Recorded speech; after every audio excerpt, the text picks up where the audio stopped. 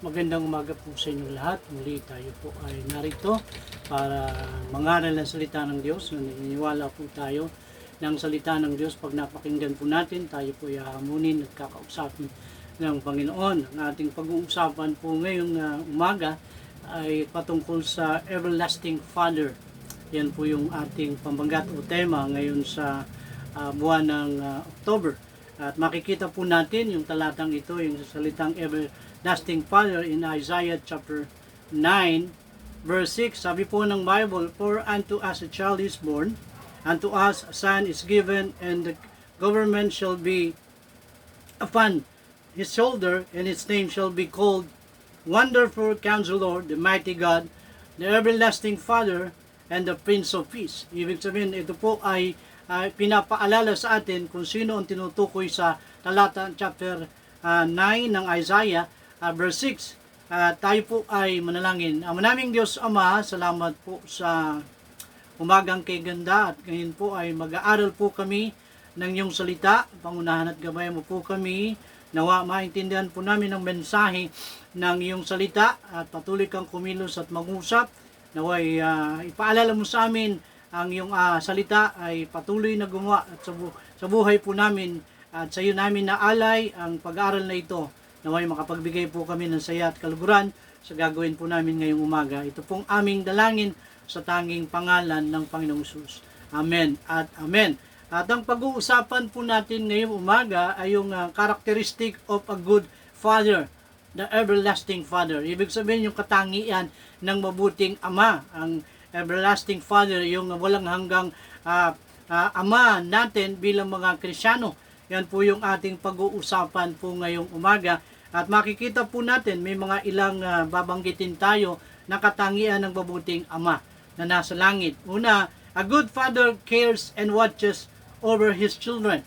Totoo po na ang ating mabuting Ama ay nagmamalasakit at nagbabantay sa kanyang mga anak. Tayo po ay kanyang mga anak. Makikita po natin, yung pagbabantay ng Panginoon sa atin ay 24 oras at hindi po yun napuputol. Sabi po doon sa awit, Psalms 33 o 32 verse 18, sabi po, "Behold, the eyes of the Lord is upon them that fear Him, upon them that hope in His mercy." Ibig sabihin, narito ang mata ng Panginoon ay nasa kanila na natatakot sa Kanya at sa kanila sisiasa sa Kanyang kagandaang loob. Sabihin ng Diyos po ay laging nakatingin, nakamasid. Narito siya sa atin, lagi tayong pinagmamasdan at napakabuti at napakatapat ng Panginoon sa atin. Tayo po ay Kanyang pinagmamalasakitan. Meron pang mga talata na makikita po natin ng Diyos ay nagmamalasakit at nagbabantay sa awit pa rin. Psalms 34 verse 15, "The eyes of the Lord are upon the righteous, and His ears are open unto their cry."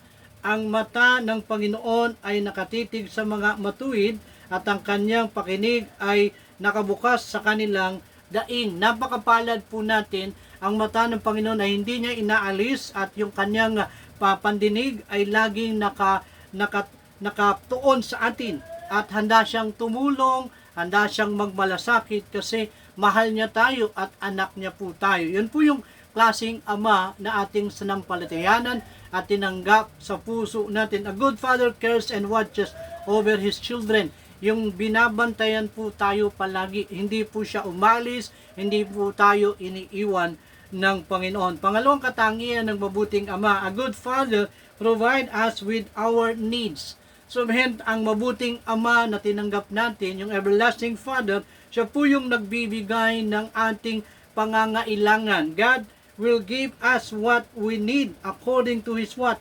Riches in glory by Christ Jesus. Ibig sabihin yung pagpapala, unlimited riches. Yan po yung pagpapala na ibinibigay ng Panginoon. Maybe yan ay physical need, okay? Maybe yan ay food.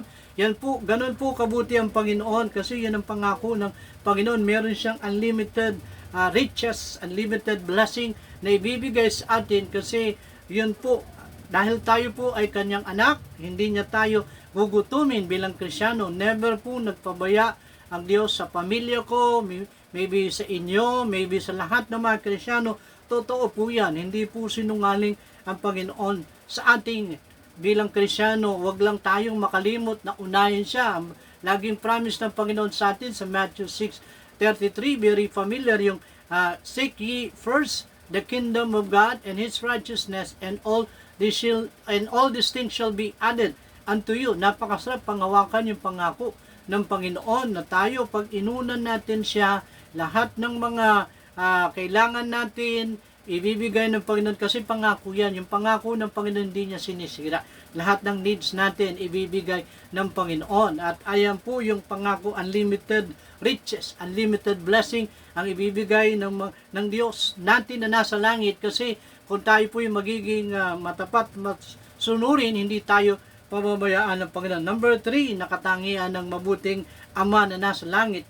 Sabi, a good father protect and guide His children in the time of trouble and danger. Napakabuti ng ating Ama na nasa langit. Siya po ay nag-iingat sa atin, nagpo-protekta, siya po ay nag-iingat sa atin sa gitna ng kaguluhan, sa gitna ng panganib. Sabi po doon sa Awit 46 talatang 1, God is our refuge, tanggulan and strength, and a very present help in the time of trouble. Ang sarap paniwalaan, pagtiwalaan yung pangako ng Panginoon, refuge. Sabi nga nung awit ng mga bata, si Jesus ang sandigan, hindi magigiba. Refuge po yan.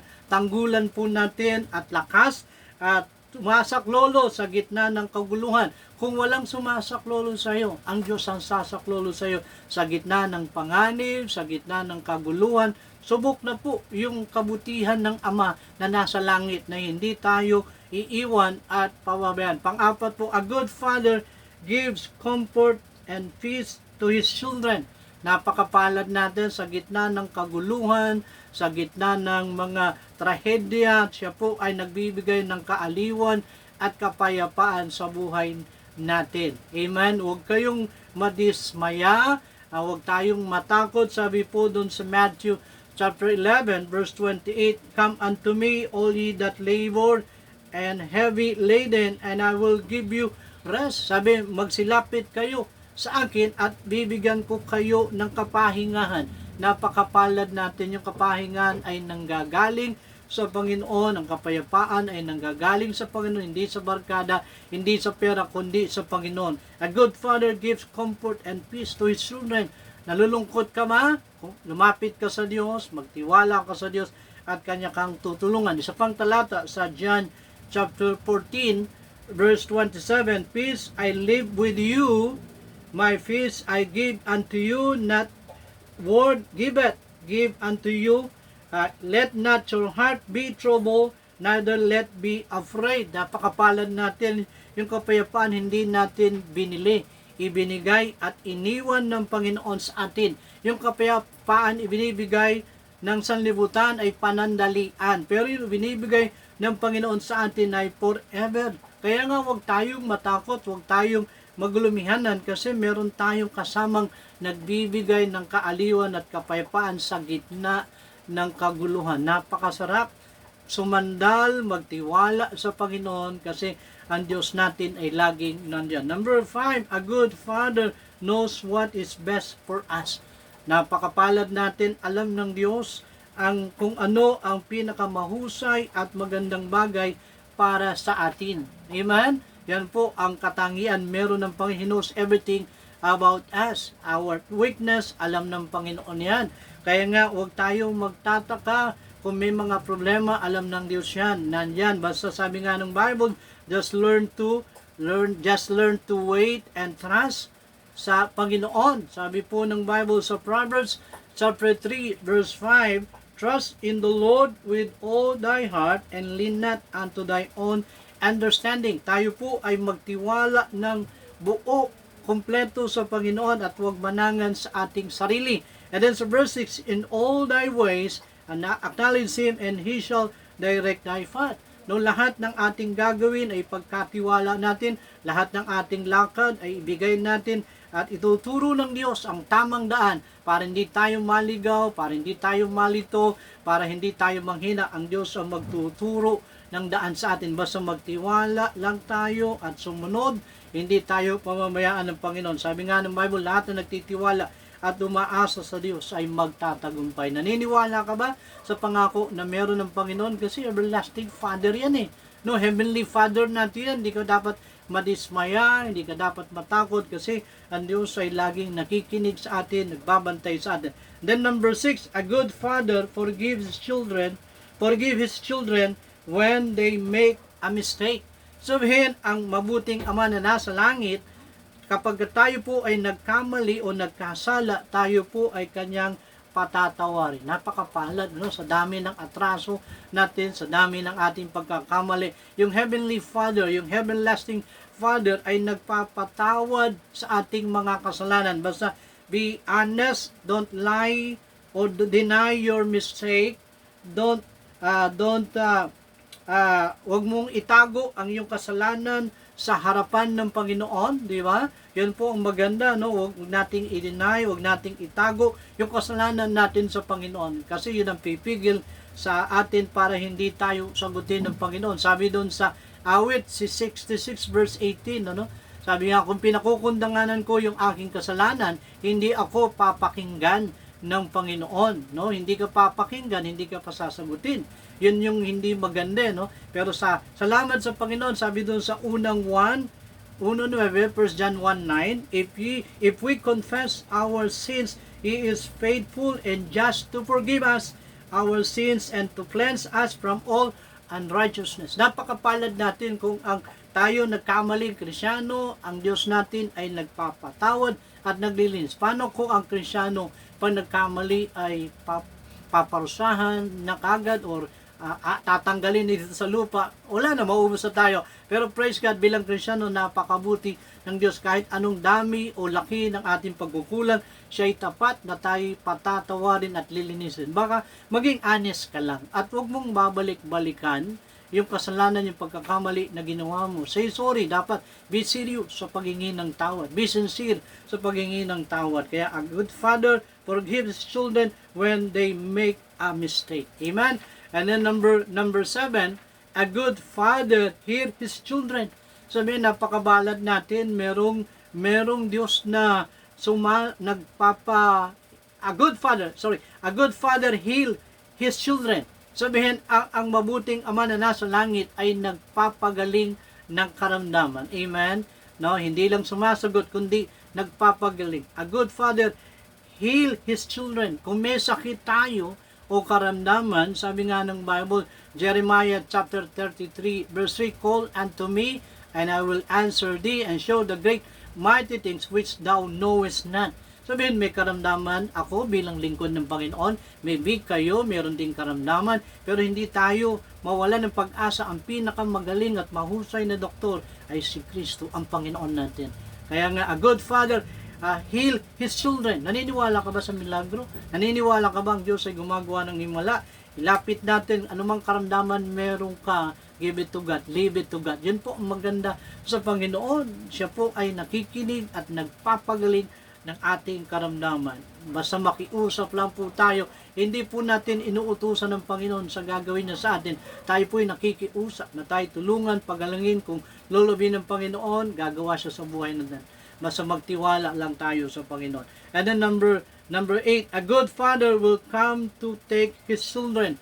Ang mabuting Ama na tinanggap natin ay tayo po ay kanyang kukunin, no? Dadalhin one day. Kapag dumating ang Panginoon, kapag rapture yan, maybe sa panahon natin o hindi man, ang pangako ng Panginoon sa atin, tayo po ay kukunin. Amen? At dadalhin doon sa langit na bayan. Ano ba ginagawa ni Kristo doon sa langit? Siya po ay babalik. Siya po ay naghahanda ng isang malaking lugar, no, para sa atin. Yun po yung inihanda niya. Anong klaseng lugar? Ito po yung langit.